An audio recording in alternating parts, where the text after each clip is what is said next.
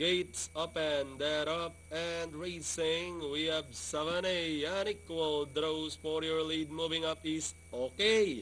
Approved to grab the lead. Then moving up in between runners comes entry number 9, Loretta. And moving up by the rail is entry number 1, Enjoy the Rain, Toy Warrior. Also moving up and now catching the second spot, and the favorite Senor Vicente drops back in for us. They head towards the last 600. It's still okay. Approved, maintaining a 2 lengths lead. Toy Warrior is in second, running by the rail. Enjoy the Rain. Senor Vicente remains in fourth, and moving up by the rail is Cold Hearted. Then comes Blonde Ambition as they turn to the last 450.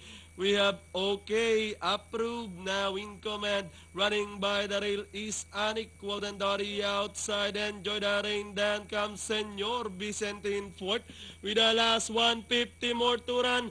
Okay, approved, still leading the field. Unequal, throwing a challenge on the outside, moves up to grab the lead. But we have okay, approved, and moving up now is unequal to grab the lead. And final unequal, okay, approved, Senor Vicente, Enjoy the Rain, and Blonde Ambition.